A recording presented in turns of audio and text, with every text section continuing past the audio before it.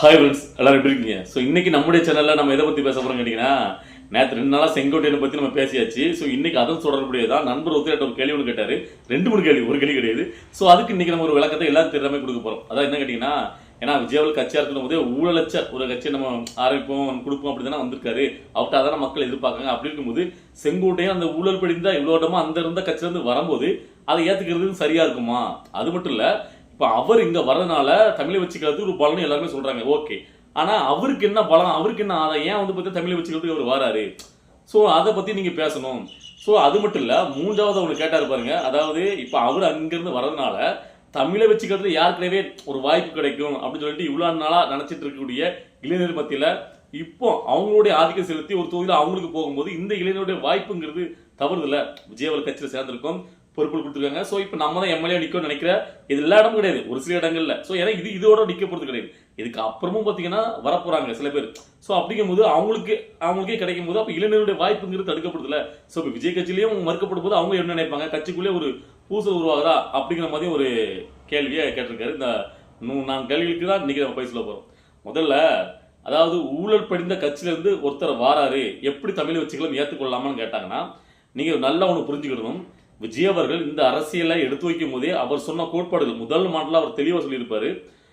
நான் வந்துட்டு நம்ம தனியாகவே நின்று ஜெயிக்கலாம் 234 தொகுதியில் இருந்தாலும் நம்மளுடைய தலைமையை வச்சு யார் வந்தாலும் அவங்களுக்கும் நம்ம ஆட்சியர் அதிகாரத்தில் பங்கு கொடுக்கும் அப்படின்னு ஒரு வரியை தெளிவாக சொல்லியிருந்தார்.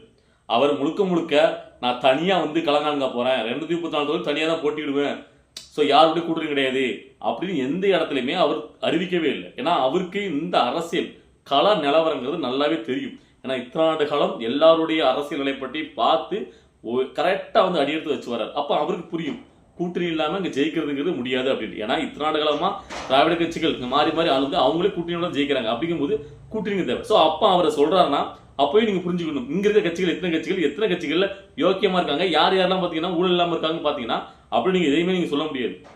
புரியுதா? ஆட்சியில் இருக்கவங்க அதிகாரத்துக்கு வந்தவங்க எல்லாரும் வந்து தவறு பண்ணிருக்காங்க. ஸோ அப்படி நினைச்சோம் அப்படின்னா நீங்க யாரையுமே நீங்க கூட்டணி சேர்க்க முடியாது, யாருமே முடியாது.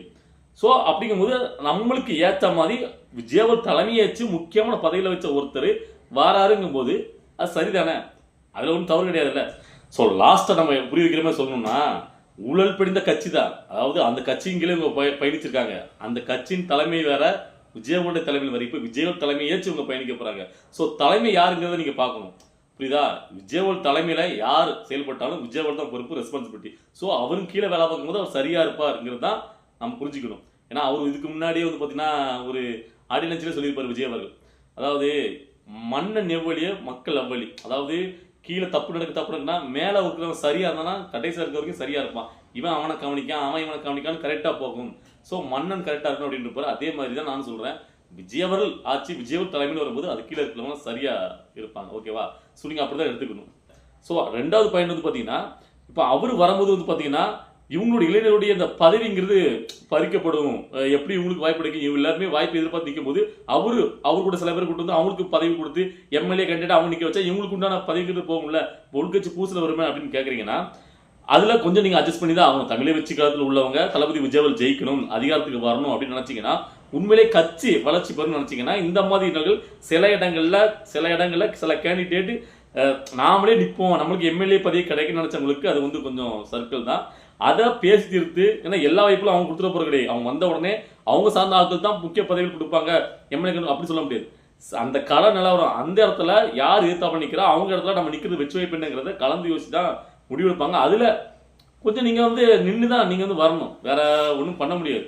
ஏன்னா புதுசா அரசியல் கட்சி ஆரம்பிச்சு நீங்க நின்று அந்த இடத்துல வெற்றி வாய்ப்பை இழக்க நேரிடும். அதாவது நம்ம ஜெயிக்க முடியாத இடத்துல வெற்றி வாய்ப்பை திமுக கொடுத்துடக்கூடாதுல்ல. ஸோ அப்போ அந்த இடத்துல ஒரு வலுவா அந்த நமக்கு சக்தியா இப்போ செங்கோட்டையன் மேல வந்து நிற்கும் போது அது கூட சேர்ந்து தான் நீங்க பயணிச்சு ஆகணும்.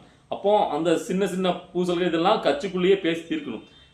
இல்லையே நம்மளுக்கு இப்போ அதாவது பறி போயிட்டு இப்போ வெளியிலேருந்து ஆட்கள் மற்ற கட்சியிலேருந்து வரதுனால இப்போ நம்மளுக்குலாம் போக சொல்லிட்டு உள்ள வந்து பார்த்தீங்கன்னா அதனால விரக்தி அடைஞ்சிங்கன்னா கட்சியை வந்து செயல்பட முடியாது. ஏன்னா இப்போதைக்கு உங்களுக்கு தேவை 2026 தேர்தலில் அதிகாரத்துக்கு வர்றது. ஸோ அதனால உள்ள இருக்கிறவங்க கொஞ்சம் வந்து அட்ஜஸ்ட் பண்ணி தலைமை எடுக்கிற முடிவு கட்டுப்பட்டு தான் போகணும். அப்போதான் இந்த கட்சி வளர்ச்சி அடையும். நீங்கள் நினைக்கிற மாதிரி விஜயவால் ஜெயிக்க முடியும். ஸோ அதுக்கப்புறம் அவருக்கு என்ன வந்து பார்த்தீங்கன்னா இதனால பலன், இப்போ தமிழை வச்சுக்கிறதுக்கு பலன் ஏன்னு கேட்டிங்கன்னா, அவர் இங்கே வாராரு, இவ்வளோ பெரிய சீனியர் வராரு, அவரு அந்த அரசியல் அனுபவிச்சவர், அவருடைய அனுபவம் பார்த்தீங்கன்னா நம்மளுக்கு கிடைக்கும், அது ஓகே. அவர் ஏன் இங்கே வரணும் அப்படின்னு கேட்டிங்கன்னா, அதாவது சாதாரணமாக ஒரு 2 வருஷம் 5 வருஷம் ஒரு கட்சியில் பயணித்து வெளியே வந்தாலே நம்மளுக்கு ஒரு மாதிரி இருக்கும். இவரு ஒரே கட்சியில் எம்ஜிஆர் காலத்தில் கட்சி ஆரம்பிக்கப்பட்ட நாள்ல இருந்து அதே கட்சியில் 50 வருடமா பயணித்து ஒருச்சரை ஒரே நாள சும்மா அப்படி ஜஸ்ட் லைக் தேட்டா ஒன்னு அடிப்படை உறுப்பினர் பதவி தூக்கி வச்சு போ நீ வெளியே அவ்வளவுதான் அப்படின்னு சொல்லி சொன்னா, அதாவது முக்கிய பதவி இல்லை, இவருக்கு நிகரான பதவியில் இருந்தவரை நான்கிற அகந்தையில ஒருத்தர் வெளியே அனுப்பும் போது இன்னொருத்தருடைய மனநிலை, வெளியே வந்தோட மனநிலை எப்படி இருக்கும்? என்னையே நீ அவ்வளவு சீக்கிரம் வந்து இப்படி வெளியே தூக்கி போடுறியா, அப்ப நான் யாருன்னு காட்டுறேன், என்னோட பவர் என்னன்னு காட்டுறேன் அப்படின்னா அதுக்கு ஏத்த மாதிரி ஒரு கட்சியில போய் சேரணும். அப்ப இங்க இருக்கிற கட்சிகள் எது நீங்க பாத்தீங்கன்னா, இன்னொன்று திமுக, இப்ப இருக்க டிவிகே. திமுக போய் சேர முடியுமா? இத்தனை ஆண்டு காலமா ஜெயலலிதா எம்ஜிஆர் அவர்கள் தூக்கி பிடிச்சி பேசுன வாய்கள், அவருக்கு எதிர்ப்பு வந்து திமுக விமர்சிச்ச அந்த வாயால உண்மையிலே ஒருத்தர் வந்து பாத்தீங்கன்னா இத்தனை ஆண்டுகளை உண்மையிலே பயணிச்சுன்னா அவன் போக மாட்டான். இந்த அரசியலே வேண்டாம் போட்டு ஒதுங்கிடலாம், இல்லைன்னு பாத்தீங்கன்னா திரும்பி பழிவாங்க. ஸோ அப்படின்னா அங்க போக முடியாது. அப்ப அதுக்கு எதிராக நிற்கிறது யார் நிற்கா? டிவிக்கு விஜய் அவர்கள். விஜய் விட்டு ஒரு மாபெரும் செல்வருக்கு விஜய் அவர்கள் தான் அந்த ஆட்சியை பிடிக்கிற அளவுக்கு பவர் இருக்கு. ஸோ அதனால இங்க வந்து சேர்றாரு. அவருடைய நோக்கம் அவ்வளவுதான், அவங்க பழி வாங்கணும், நாம யார் அப்படிங்கிறத நிலைநாட்டணும். ஸோ அதுக்காக வந்திருக்காரு, புரியுதா? அதை இவங்க கூட சேர்ந்து அவர் பயணிக்க போறாரு, அவ்வளவுதான். இப்போ சில பேர் வந்து பாத்தீங்கன்னா இந்த சின்ன சின்ன விஷயங்கள்லாம் எடுத்து போட்டு பெருசா அந்த ஊடகங்கள் பூதாரமா இருக்குது. அதாவது பாத்தீங்கன்னா புஷியானந்த பிடி தள்ளினாரு, பின்னாடி இழுத்தாரு, முன்னாடி போற புஷியானந்த பின்னாடி இழுத்தாரு, இவரு இந்த ஆதா வருஷம் பார்த்து தோலை துண்டு போடும், தோலை துண்டு எடுத்துட்டாரு, ஸோ பாத்தீங்க இப்பவே ஆரம்பிச்சுட்டு அப்படின்னு சொல்லி இந்த ஊடகங்கள் பெரிதா ஒவ்வொரு விஷயத்தையும் காட்டிட்டு இது யார் பண்ணுவா, எந்த எச்ச ஊடகங்கள் பண்ணுங்கிறது எல்லாம் தெரியும். அதாவது இதெல்லாம் தாண்டி தான் இந்த தமிழை வச்சுக்களை முன்னேறி வரணும். தமிழை வச்சுக்கிறது இளைஞர்கள் எல்லாரும் குறிப்பா ஒன்று புரிஞ்சுக்கணும், அவங்களாம் ரொம்ப வருடமாக ஒரே இயக்கத்தில் பயணிச்சவங்க. அவங்க சடார்னு எடுத்த உடனே பார்த்தீங்கன்னா விஜய் அவர்கள் போட்டா வச்சுக்கிட்டு முழுக்க முழுக்க விஜய் அவர்கள் தலைவர் சொல்றதுக்கு நம்ம எதிர்பார்க்க முடியாது. அவன் கொஞ்சம் கொஞ்சமாக தான் மாற முடியும். ஏன்னா ஆனா இதெல்லாம் தெரிஞ்சுதான் அவர் இங்க வந்திருக்காரு. அதாவது பார்த்தீங்கன்னா அவர் தான் தெளிவாக சொல்றாரு, தமிழை வெற்றிக்கால தலைவர் அன்பு இளவல் விஜய் அவருடைய அந்த வெற்றிக்கு நாங்கள் உதவுன்ட்டு தான் வந்திருக்காரு. ஸோ அவங்க தெளிவாக இருக்காங்க. நீங்க தான் நடந்துக்கிற விதம் ஒன்று இருக்கு. தமிழை வெற்றிக்கால தோழர்கள் பார்த்தீங்கன்னா நீங்க அவங்களோட இணைந்து செயல்படணும். எந்த வித அந்த உள்ள வந்து பாத்தீங்கன்னா அந்த உள்கட்சி புதுசு சொல்லுவாங்கல்ல, அந்த இது வந்துச்சு அப்படின்னா கட்சியில வந்து பாத்தீங்கன்னா பிளவுகள் தான் வரும். ஸோ அதை தாண்டி தான் பயணிக்கணும், ஓகேவா?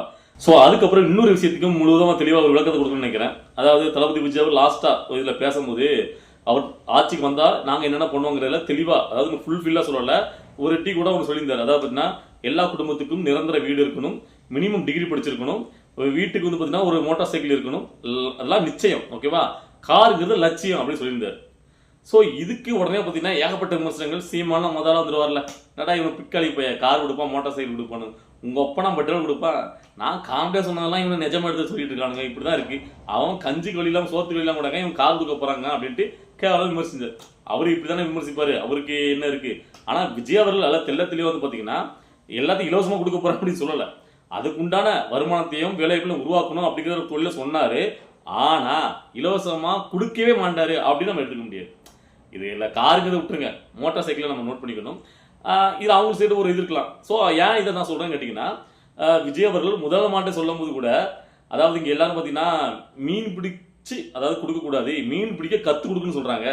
நாம அப்படிலாம் கிடையாது, நாம பிராக்டிக்கல், முடிஞ்சவங்க மீனை பிடிச்சிடுங்க, முடியாதவங்களுக்கு நாங்கள் மீனை பிடிச்சி கொடுக்குறோம் அப்படின்னு ஒரு வார்த்தை சொல்லியிருந்தாரு. ஸோ அதை நான் கரெக்டாக மைண்டில் வச்சிருக்கேன். ஸோ அதனால அவர் வழியில ஏதாவது ஒரு வசதி கொடுக்கறதுக்கு யோசிச்சிருக்கு வச்சிருக்கலாம். அதுவும் எப்படி பண்ண போறாருங்கிறது இன்னும் நம்மளுக்கு தெரியாது, ஓகேவா?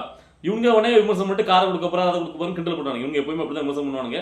ஏன்னா இவங்கெல்லாம் பார்த்தீங்கன்னா மக்களோட திருநிலையில நல்ல கார் எண்டோ இருக்காரு, ஆடி கார்ல சுகமா வாழலாம், எந்த ஒரு சோர்ஸுமே கிடையாது சீமானுக்கு. ஆனால் பார்த்தீங்கன்னா மக்களை வச்சு தமிழினா அப்படிங்கிறத ஒரு இதை வச்சுக்கிட்டு மக்கள் திறனிலிருந்து நல்லா வாழ்ந்துட்டு இருக்காரு. ஆனா மக்கள் யாரும் பாத்தீங்கன்னா அந்த அடிப்படை தேவையெல்லாம் பூர்த்தியாகி மேல வந்து இந்த காரு இதெல்லாம் ஓட்டிட கூடாது. ஏன்னா அவங்க எல்லாம் அப்படி வளர்ந்துட்டாங்க, பொருளாதார மேல வந்துட்டாங்க அப்படின்னா இவங்க அரசியலே பண்ண முடியாது. இவங்களோட அரசியல் அப்படிதான் மட்டமா இருக்கு. இப்போ நீங்க நல்லா உச்சு நோக்கணும். இலவசம் அப்போ இவரு மத்தவங்கள மாதிரி, அதாவது 1000 ரூபாய் கொடுக்கறத விமர்சிச்சவங்க தானே தமிழை வச்சுக்கிறது உள்ளவங்க. இப்போ இவர் மட்டும் வந்து இலவசம் கொடுத்தா அது எப்படி சரியாக கூட சில பேர் கேட்பீங்க. அது வேற இது வேற, நல்லா அவங்க புரிஞ்சுக்கணும். அதாவது மக்களுடைய பொருளாதாரத்தை உயர்த்துறதுக்கு, அதாவது அடிப்படையா இப்போ நான் எக்ஸாம்பிள் சொல்றேன், சில நாட்டுல பிறந்த உடனே அந்த குழந்தைகளுக்கு அவங்க படிக்கிற கல்வி முழுவதுமே பார்த்தீங்கன்னா அரசாங்கமே ஏற்றுக்கும். அது மட்டும் இல்லாமல் சில பேர்லாம் குறிப்பிட்ட வயதுக்கு சில நாட்டில் இவங்களே கவர்மெண்ட்டே பணம் கொடுக்கும் இந்த பிறந்த குழந்தைகளுக்கு. ஸோ அப்படிலாம் ஒவ்வொரு நாட்டையும் ஒவ்வொரு விதமான வெளிநாடுகளில் இருக்க திட்டங்கள் இருக்கு. ஸோ அப்படிங்கும்போது விஜயவருடைய பார்வையில் தமிழ்நாட்டில் இருக்கிற நான் ஆட்சிக்கு வந்தேன்னா தமிழ்நாட்டில் குடும்பங்கள் இப்படி இருக்கணும், இவங்களும் இதை வச்சுக்கணும், இல்லைன்னா நான் அரசாங்கம் நானே கொடுக்கேன் அப்படின்னு சொல்றதுல அது வந்து முழுவதுமா நம்ம வந்து பார்த்தீங்கன்னா தவறு அப்படின்னு சொல்லிட முடியாது. ஒவ்வொருத்தருடைய விஷன், ஒவ்வொருத்தருடைய பார்வைன்னு ஒன்று இருக்கு, சரியா? ஸோ ஏன்னா இங்க உள்ள அரசியல்வாதிகள் எல்லாருமே பார்த்தீங்கன்னா இந்த அரசியல்களை வந்ததுக்கு அப்புறம் தான் கோடி கோடியாக சம்பாதிச்சு கோடி கணக்கில் 3 4 தலைமையும் சேர்த்து வச்சிருக்காங்க. ஆனா விஜய் அவர்கள் பணம் இல்லாம காசு இல்லாம இந்த அரசியல் கட்சிக்கு வரல. அவர் இதுக்கு முன்னாடியே பாத்தீங்கன்னா கோடி கணக்கில் பணம் சம்பாதிச்சிட்டார். அப்ப அதை வந்து சரி அவர் முழுக்க முழுக்க செலவு தான் பண்ணுவார் தவிர அது எடுக்கணுங்கிற என்னன்னா அவருக்கு துளியும் கிடையாது. ஏன்னா அவர் என்ன ஒரு மகன் ஒரு பொண்ணு வச்சிருக்காரு, அவனு பிளானா என்ன செட்டில் பண்ணிட்டாரு. இதுக்கப்புறம் அவர் வந்து பாத்தீங்கன்னா அந்த எண்ணத்தோட அவர் வரல. அவருக்கு தேவையானது இந்த மக்களுக்கு ஏதாவது பண்ணணும், நாம ஒரு நல்ல பேரை சம்பாதிக்குங்கிற எண்ணம் மட்டும் தான் விஜய் மனசுல இருக்கு. ஸோ அப்படிங்கும்போது இந்த வித்தியாசங்களை புரிஞ்சுக்கணும். அது இல்லாமல் இந்த சீமான் சொல்றாரு, அவர் விமர்சிச்சாரு, அவர் எல்லாத்தையும் விமர்சிச்சாரு. அவர் என்ன சொல்லுவாரு, கடைசி வரைக்கும் ஆடு மாடு மேய்ச்சிட்டு இருக்கணும். அவர் பிள்ளை வந்து பாத்தீங்கன்னா சும்மா இன்டர்நேஷனல் ஸ்கூல்ல படிப்பான். இங்க உள்ளவங்க பாத்தீங்கன்னா அதாவது நீ என்னப்பா சுத்தி பார்க்க போறியா, டூரிஸ்டா போறியா போ. இதெல்லாம் என்ன மாதிரியான பேச்சு இல்ல கேட்கறேன். நேற்று கூட நான் வந்து ஒரு ஷார்ட்ஸ் வீடியோல போட்டிருந்தேன். ஆனா நாம என்ன சொல்றேங்கிறத தமிழை வச்சு கருத்து தோழர்கள் நமக்கு ஆதரவுள்ள பசங்களும் புரிஞ்சிக்கல, எதிர்த்து அவளே வந்து பாத்தீங்கன்னா அண்ணா அவர் கால் கொடுக்கலாம் சொல்லல, அதை வந்து சொன்னாரு ஒவ்வொருத்தரும் ஒரு மாதிரி. நான் இதை புரியாத பேசுறேன். டேய் நான் முழுக்க முழுக்க சீமானுக்கு ஒரு பதிலடி கொடுக்கணுங்கிறத நான் பேசியிருந்தேன் அந்த ஸ்பீச்ல, நல்லா புரிஞ்சுக்கணும். ஸோ அதாவது விஜய் அவர்கள் தெல்ல தெளிவா எனக்கு என்ன ஒன்று விஜய் அவர்கிட்ட திரும்ப திரும்ப நம்ம அவருக்கு ஒரு ஆதரவு கொடுக்கறதுக்கு பிடிச்ச விஷயம் கேட்டீங்கன்னா, அவர் முன்ன அறிவிச்ச ஒரு விஷயத்திலையும் அந்த நிலைப்பாட்டில இருந்து மாற்றி பேசல. அவர் தெளிவா இப்ப கூட சொல்றாரு, அந்த கட்ஸ் அந்த உத்தரவாதம் தான். நான் ஒரு விஷயத்த சொல்ல மாட்டேன், சொன்னால் செஞ்சு முடிக்காம போக மாட்டேன் அப்படிங்கிறது அந்த கான்ஃபிடென்ட் இருக்குன்னு ஒரு மனுஷனுக்கு. ஸோ அந்த நிலைப்பாட்டில் இருந்து மாறினா நானே விமர்சிப்பேன். அவரை இது வரைக்கும் அவர் சொன்ன முதல் மாட்டில் அவர் சொன்ன நிலைப்பாட்டில் எதுலையுமே மாறி பிளறி பேசலை. ஸோ அதுதான் ஒரு தலைவனுக்கு உண்டான அழகு. ஸோ அந்த இடத்துல தான் நம்ம பார்க்கும்போது சீமான்லாம் அவருக்கு ஒரு இதே கிடையாது. ஏன்னா இன்னைக்கு நம்ம விஜய் பேசும்போது சப்போர்ட் பண்ணி பேசும்போது சில பேர் வந்து கதர்வானுங்கள்ல, நீ வந்து பார்த்தீங்கன்னா நடிகருக்கு தூக்கிட்டு போற, உனக்கு வந்து என்ன தெரியுது அப்படி இப்படி சும்மா பேட் கமெண்ட் போடணும் விடுங்க. அவனெல்லாம் நான் ஒரு ஆளே வச்சுக்கிறேன், அவன் பிறப்பு அப்படி, அதனால தான் அப்படி கிருத்திரம் விமர்சனம் பண்ணுறான், அவன் விட்டுருவோம். சில கமெண்ட்களுமே அதை நாம இதை புரியாத மாதிரி விஜய் அவர்களுக்கு சப்போர்ட் பண்றோம், நடிகர்கள் முகத்தை சப்போர்ட் பண்றோம் அப்படிங்கிற சில பேர் பேசுவானுங்க. அவனுக்கு நம்ம எத்தனை புரியுது, நம்ம வந்து தண்ணியிலாம் கொடுத்துட்டு இருக்க முடியாது. அதாவது சீமான ஆரம்பத்துல இருந்து சீமான் நான் தமிழ் கட்சி ஆரம்பிச்ச நாள்ல இருந்து அந்த இதை பார்த்தவனுக்கு புரியும். சீமான் எப்படிப்பட்ட உருட்டுலாம் உருட்டாரு, எப்படி இன்னைக்கு பின்ன முரண்பாடா பேசுறாரு, காசு வாங்கின பிறகு எப்படி பேசுறாரு, காசு வாங்க முன்னாடி எப்படி பேசுறாரு, எல்லாத்தையும் நீங்க பார்த்தவன் சீமான் ஆதரிக்க மாட்டான். ஸோ திரும்பவும் சொல்றேன், இப்ப விஜய் ஆதரிச்சிட்டு இருக்கவங்கன்னா இதுக்கு முன்னாடி புதுசா ஓட்டு போடுறாங்கன்னா விஜய்க்கு ஓட்டு போடுவாங்க. ஏன்னா இதுக்கு முன்னாடி ஓட்டு போட்டுருந்தவங்கன்னா விஜய்க்கு கட்சி ஆரம்பிச்சுக்கு முன்னாடி யாருக்கு ஓட்டு போட்டுருப்பாங்க? நான் திரும்பி இந்த வழி சொல்றேன், சீமானுக்கு ஓட்டு போட்டுருப்பாங்க பாதிக்கு மேல. ஏன் காரணம் கேட்டீங்கன்னா, மாற்றத்தை எதிர்பார்த்து மக்கள் நிற்கிறாங்க. அந்த மாற்றத்தை உங்களால் கொடுக்க முடியும்னு தெரிஞ்சதுக்கு அப்புறம் தான் நீங்க ஒரு வேஸ்ட் பீஸ், நீங்க கடைசி வரைக்கும் உருட்டு இருப்பீங்க. நான் கேட்கறேன், இப்பதானே திராவிடத்துல வந்து பாத்தீங்கன்னா பெரியார் தூக்கி போட்டு மிதிக்காரு சீமானு. கட்சி ஆரம்பிச்சு இத்தனை நாள் எத்தனை தடவை சீமான கடைசியா பாத்தீங்கன்னா ஒரு வருடத்துக்கு முன்னாடி தான் பெரியாரே ஒரு மண்ணுன்னு சொல்லி பேச ஆரம்பிச்சாரு. அதுக்கு முன்னாடி அப்படியே பேசினாரு, சாட்டை அப்படியே பேசியிருக்கான். எவ்வளவு அதாவது மக்கள் முட்டா பயில இருக்காங்க. அதாவது பாத்தீங்கன்னா பேசுற விஷயங்கள் தமிழன் அப்படின்னு பேசின உடனே இவர் தான் தமிழ்நாட்டுக்காக மாற்றி கொடுக்க போறாரு, திராவிடத்தை முழுமை எதுக்காரு நினைச்சிட்டு இருக்காங்க. அவர் பேசினா பழைய விடைகளை இன்னும் சோசியல் மீடியாவில் இருக்கிற நல்லா போய் பாருங்கடா. அதாவது பிஜேபியா திராவிடமா இருந்தா நான் திராவிடம் தான் விட்டு கொடுப்பேன், திராவிடம் என் பங்காளி, ஏன்னா தம்பி அவன் சரியா பண்ணல அதான் நம்மளுக்கு கோவம், மற்றபடி பிஜேபி தான் இருப்பேன். எல்லா விஷயங்களையுமே அவர் திராவிடத்தான் முக்கியம் கொடுத்தாரு. பெரியார் யார் தெரியுமா? என் தாத்தன் பெரியார் வந்ததுக்கு அப்புறம் தான் பெண்கள்லாம் வேலை பார்க்க போனாங்க, படிப்பறிவுல மேல வந்தாங்க. என் தாத்தன் ஏன் தமிழ் மொழி சனின்னு சொன்னா தெரியுமா? அதுக்கு விளக்கமே கொடுத்த ஒரு சீமா. சிவன் லிங்கத்தை என்னன்னு சொல்லிடுறா நீ அப்படின்ட்டு. அதாவது திராவிடங்கள் கொச்சப்படுத்தாதுக்கு மேல இந்த சீமான் கொச்சப்படுத்திருக்காரு. அதெல்லாம் பேசிட்டு இப்ப அப்படியே உள்டா உட்காந்துட்டு முப்பட்ட முருகன் அப்படி கோவலன் இதுன்னு கும்பிடும் போது இல்ல, ரொம்ப எச்சித்திரமா இருக்கு. ஏதோ பார்த்தீங்கன்னா போதி மரத்தில் உட்காந்து புத்தருக்கு ஞானம் அந்த மாதிரி. ஏன்னா இதெல்லாம் பேசும்போது அவருக்கு என்ன 18 வயசு கீழே இல்லை நாம் தமிழ் கட்சி ஆரம்பிக்கிறதுக்கு முன்னாடியா? அப்படிலாம் கிடையாது. நாம் தமிழ் கட்சி ஆரம்பிச்ச கூட்டத்திலே இவ்வளவு இதெல்லாம் பேசியிருக்காரு. ஸோ அப்படிப்பட்ட சீமான வந்து பார்த்தீங்கன்னா ரொம்ப நல்லவர். ஆனால் விஜய் அவர்கள் இந்த மாதிரிலாம் யாரையும் பார்த்தீங்கன்னா ரொம்ப தெளிவா அடிச்சாரியா. எனக்குமே பெரியாரை பிடிக்காது, ஆனால் அவர் தெளிவாக முதல்ல மாதிரி சொன்னார், பெரியாரன் கொள்கை ஏற்றி வரும், ஆனால் அவர்கிட்ட இருந்து கடல் மறுப்பு கொள்கை எந்த காலத்தையும் ஏற்க மாட்டார், பட்டாரா போடு. ஏன்னா அவர் தெரியும் நிதர்சனமா உண்மையான தெரியும் எல்லா மக்களும் நம்மளை ஆதரிக்காங்க, எல்லா மக்களுக்குமான தலைவர் நம்ம வரணும்ட்டு. இல்லைன்னா முதல்வர் மாதிரி அதாவது நம்ம மற்ற பண்டிகைலாம் வாழ்த்துவோம், இந்து பண்டிகை மட்டும் நாங்கள் வாழ்த்து சொல்ல மட்டும் உட்காந்துட்டு பாரா, நீங்க தனிப்பட்ட முறையில் உட்காந்துட்டு இருக்கலாம். ஒரு முதல்வர் பிறகு நீங்க எல்லாருக்கும் மட்டும் தான் முதல்வர் தானே. ஸோ அப்படி இருந்து இந்த மக்கள் அவர் பின்னாடி போறாங்கன்னா மக்கள் ஏமாந்து நிற்காங்க, அடிமையா இருக்காங்க. இப்போ பாத்தீங்கல்ல லேட்டஸ்டா நேற்று வந்து பாத்தீங்கன்னா கமலஹாசன் அவர் உதயநிதியோடைய பிறந்தநாள் பாராட்டு விழாவில் ஒரு எடுபிடிமே நின்றுக்கிட்டு ஒரு பட்டி மஞ்ச பேச்சாளமே நின்றுக்கிட்டு அவருக்கு பூர்ந்து பேசிட்டு வர்றாரு. அந்த மேடையில உதயநிதியே கிடையாது. ஸோ அப்போ அவர் நிலைமையை பாருங்க, எப்படிப்பட்ட எல்லாரும் பார்த்துருப்பாங்க சினிமா துறையில எவ்வளவு பெரிய மனுஷன் அப்படி சகலகலவன உலக நாயகன் அப்படி புகழ்ந்தவருக்கு நிலைமையை பாருங்க, ஒத்த சீட்டுக்காண்டி.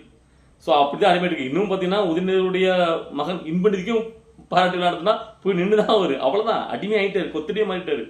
ஸோ நாம வந்துட்டு ஏன் வந்து பாத்தீங்கன்னா விஜய் சப்போர்ட் பண்றோம்னா இந்த மாதிரி கொத்தடிமையில இருக்கக்கூடாது அப்படின்ட்டு தான். புரிஞ்சுடுங்க. இந்த தமிழ்நாடு யாருக்குமே பட்டா போட்டு எழுதி கொடுக்கல. இந்த குடும்பம் தான் லாய்க்கு, காலங்காலமா இவங்க தான் ஆளணும்னு மன்னரட்சி முறையாக நடந்துட்டு இருக்கு. தமிழ்நாட்டில் பிறந்த மகன் யாரு வேணாலும் இந்த தமிழ்நாட்டை ஆள முடியும், மக்கள் செல்வாக்கு இருந்தா அப்படிங்கிற நிலைமையை உருவாக்கணும்னா விஜய் சப்போர்ட் பண்ணுங்க. இல்லை அப்படின்னா ஒன்றும் பண்ண முடியாது. ஸோ இன்னைக்கு நம்மளுடைய வீடியோ பார்க்கும்போது உங்களுக்கு என்ன தோணுச்சுங்கிறத உங்களுடைய கருத்துக்களை கமெண்ட்ல பதிவு பண்ணுங்க. நம்ம அடுத்த வீடியோ பார்க்கலாம்.